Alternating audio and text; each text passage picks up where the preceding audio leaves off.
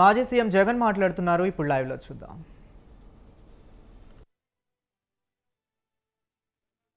నిజంగా చంద్రబాబు నాయుడు గారి పాలనలో పరిస్థితి ఎలా ఉంది అని చెప్పి చూస్తే ఈ 18 నెలలు చంద్రబాబు నాయుడు గారు పరిపాలన చేసిన ఈ 18 నెలల్లో దాదాపుగా 16 సార్లు అది సైక్లోన్స్ కానివ్వచ్చు, డిప్రెషన్ కానివ్వచ్చు, కరువు కానివ్వచ్చు, లేదా అల్పపీడనాలు, లేదా అకాల వర్షాలు ఇలా ఏ సందర్భం అయితేనేమి దాదాపుగా 16 సార్లు రైతులు ఇబ్బంది పడిన పరిస్థితులు ఈ 18 నెలల కాలంలో చంద్రబాబు నాయుడు హయాంలో జరిగాయి.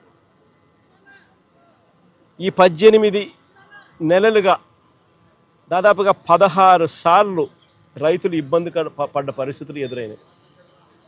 నేను అక్కడే అడుగుతా ఉన్నా, ఈ 18 నెలలుగా కనీసం ఏ రైతుకైనా ఒక్కసారైనా ఇన్పుట్ సబ్సిడీ అన్నా ఇచ్చారా అని అడుగుతా ఉన్నా.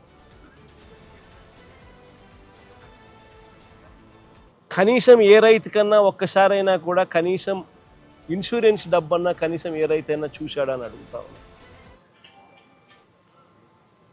కనీసం ఏ రైతుకైనా కూడా పెట్టుబడికి సహాయంగా 20,000 ఇస్తామన్నారు, అన్నదాత సుఖీభవ అని ఒక పేరు పెట్టారు.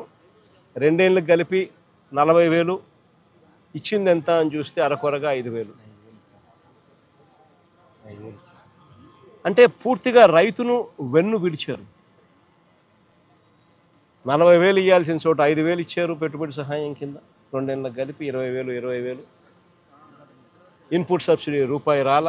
ఇన్ని కలామిటీస్ జరిగిన, ఇన్ని ఇబ్బందులు పడినా చివరికి ఉచిత పంటల బీమా ద్వారా రైతులకు ఉచితంగా ఇన్సూరెన్స్ అనేది వైఎస్ఆర్సీపీ ప్రభుత్వ హయాంలో ఏ రైతు ఇబ్బంది పడుకోకుండా, ఏ రైతుకు ఏ కష్టం వచ్చినా కూడా వెంటనే ఆ రైతుకు ఉచిత పంటల బీమా ద్వారా ఇన్సూరెన్స్ సొమ్ము వచ్చేది.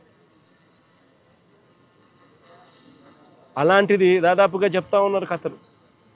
3.5 ఎకరాలు ఉంటే దాదాపుగా 70,000, 66,000 ఇన్సూరెన్స్ డబ్బులు గతంలో అందుకున్న పరిస్థితులు చెప్పుకుంటా ఉన్నారు, రైతులు గుర్తు చేసుకుంటా ఉన్నారు. అది కూడా ఈ పొద్దు రైతులకు రాకుండా పోయింది. చివరికి ఎరువులు కూడా బ్లాక్లో రైతులు కొనుక్కోవాల్సిన అధ్వానమైన పరిస్థితిలోకి ఈరోజు రైతు వెళ్ళిపోయారు. 263 రూపాయలకు దొరకాల్సిన ఎరువు యూరియా ఏకంగా 500 రూపాయలకు, 600 రూపాయలు అన్నైతే 600 రూపాయలకు కూడా కొనుక్కున్నాడు. అవసరాన్ని బట్టి బ్లాక్లో విచ్చలవిడిగా అమ్ముతా ఉన్నారు. పంట అమ్ముదాము అని చెప్పి చూస్తే ఇన్ని నష్టాలకు ఊర్చి రైతు కష్టపడి పంట పండిస్తే పంట అమ్మాలని చూస్తే ఆ పంట గిట్టుబాటు ధరలు రాని పరిస్థితి. ఎంఎస్పి చూస్తే 1750, రైతు చేతికి వస్తుంది ఎంత అంటే కేవలం 1350 రూపాయలు. ప్రతి అడుగులోనూ కూడా రైతు నష్టపోతా ఉన్న పరిస్థితి ఈ చంద్రబాబు నాయుడు గారి ప్రభుత్వంలో మనం చూసాం. నేను అడుగుతా ఉన్నా,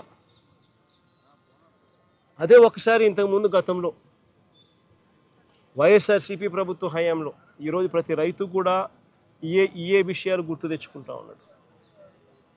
ఏ రోజు ఏ రైతు కూడా పంట నష్టం జరిగితే ఇబ్బంది పడే పరిస్థితి రావాల్సి వస్తుంది అని ఏ రోజు ఏ రైతు అధైర్యపడాల. గతంలో వైఎస్ఆర్సీపీ ప్రభుత్వ హయాంలో ప్రతి రైతుకు ఒక భరోసా ఉండేది. పంట గన నష్టం జరిగిందనంటే జగనన్న ఉన్నాడు, ఉచిత పంటల బీమా ఉంది, వెంటనే మాకు డబ్బులు వస్తాయి. పంట నష్టం జరిగినా కూడా అన్న తోడుగా ఉంటాడు, ఉచిత పంటల బీమా చేశాడు, మాకు ఆదుకుంటాడు అని చెప్పి ప్రతి రైతుకు ఒక భరోసా ఉండేది. అన్న ఉన్నాడు, సీజన్ ముగిసేలోగానే ఇన్పుట్ సబ్సిడీ మా చేతికి డబ్బిస్తాడు, మరుసటి సీజన్ పోయేసరికి మళ్ళీ చేతిలో డబ్బులు ఆడతాయి, మా చేతిలో డబ్బులు వస్తాయి, ఆ డబ్బుతో మళ్ళీ మరుసటి సీజన్కు మళ్ళీ పంటలు వేసుకునే పెట్టుబడికి పెట్టే పరిస్థితి మాకు ఉంటుంది. పెట్టుబడి మొదలయ్యేసరికి రైతుకు భరోసా ఉండేది. రైతు భరోసా కింద అన్న ఉన్నాడు, 13,500 మాట చెప్పాడు. మాట చెప్పిన ప్రకారం ప్రతి సంవత్సరం ఖచ్చితంగా ఇచ్చాడు. పంట వేసే సమయానికే మా చేతికి 7,500 రూపాయలు మా చేతికి వచ్చేది. అక్టోబర్లో మరో 4,000 ఇచ్చేవాళ్ళు, జనవరిలో మరో 2,000 వచ్చేది. ఖచ్చితంగా 13,500 ఆయన చెప్పిన ప్రకారం ఖచ్చితంగా ప్రతి సంవత్సరం ఆయన ఇచ్చేవాడు పెట్టుబడికి సహాయంగా అని చెప్పి.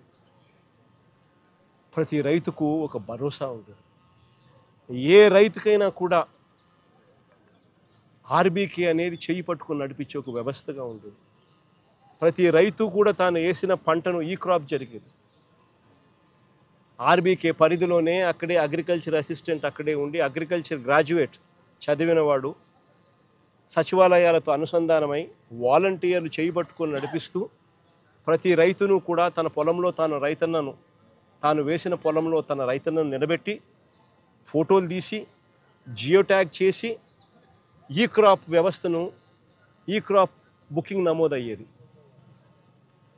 ఆ బుకింగ్ నమోదు కావడంతో ఏ రైతుకైనా కూడా ఏ పంటకు ఎప్పుడు ఏ ఇబ్బంది వచ్చినా కూడా వెంటనే ఆ ఈ క్రాప్ నమోదు అయింది కాబట్టి రైతుకు వెంటనే ప్రభుత్వం తోడుగా నిలబడేది.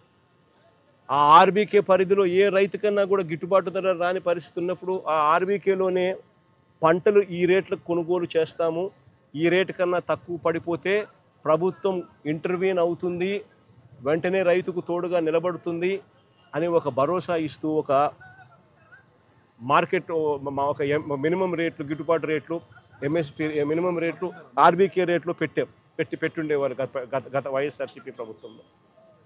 ఎక్కడ పంట రేటు తగ్గిపోయినా కూడా వెంటనే ఆ ఆర్బీకే పరిధిలో వెంటనే అక్కడి నుంచి అలర్ట్ అగ్రికల్చరల్ గ్రాడ్యుయేట్ అక్కడ వెంటనే అలర్ట్ ఇచ్చేవాడు. వెంటనే జాయింట్ కలెక్టర్ ఎవరైతే జాయింట్ మేనేజింగ్ డైరెక్టర్గా కూడా తనను మార్క్ఫెడ్కు జాయింట్ మేనేజింగ్ డైరెక్టర్గా కూడా తన హోదా ఇచ్చి ఇటువంటి పరిస్థితుల్లో ఇంటర్వ్యూన్ అయ్యే బాధ్యత ఏదైతే పెట్టామో వెంటనే జేసీ ఇంటర్వ్యూన్ అయ్యేవాడు. ఆ ఆర్బీకే పరిధిలో పంటలు కొనుగోలు చేసి మార్కెట్లో కాంపిటీషన్ క్రియేట్ చేసి రైతుకు తోడుగా నిలబడేవాడు. సీఎం యాప్ అని continuous monitoring of agricultural price and produce అని ఒక యాప్ ఆర్బీకే అసిస్టెంట్ చేతిలోనూ ఆర్బీకేలో ప్రతి రైతుకు బాసటగా ఉండేది. ఏ పంట రేటు తగ్గినా కూడా వెంటనే ప్రభుత్వం ఇంటర్వ్యూన్ అయ్యి తోడుగా రైతుకు ఉండేది. ఇవన్నీ గతంలో దాదాపుగా 7,800 కోట్ల రూపాయలు ఖర్చు చేసిన వైఎస్ఆర్సీపీ ప్రభుత్వ హయాంలో 7,800 కోట్ల రూపాయలు ఖర్చు చేసి రైతులకు ఏ పంటకైనా కూడా గిట్టుబాటు ధర రాని పరిస్థితి ఉంటే వెంటనే పంటలు కొనుగోలు చేసే దానికోసం ఆ 5 సంవత్సరాలలో వైఎస్ఆర్సీపీ ప్రభుత్వం 3,000 కోట్ల రూపాయలతో ధరల స్థిరీకరణ నిధి కేటాయించి ఏకంగా 5 సంవత్సరాలలో 7,800 కోట్లు ఖర్చు చేసి రైతుకు ప్రతి పంటకు భరోసాగా కొనుగోలు చేసే కార్యక్రమం జరిగింది. రైతుల దగ్గర నుంచి అప్పట్లో ఉచిత పంటల బీమా ద్వారా రైతులకు అందరికీ ఈ క్రాప్ చేయడం, వెంటనే రైతులందరికీ ఉచిత పంటల బీమా కింద తీసుకొని రావడం, దాదాపుగా 85 లక్షల మంది రైతులను ప్రభుత్వమే ప్రీమియం చెల్లించి రైతులకు ఉచితంగా పంటల బీమా ఇచ్చాం.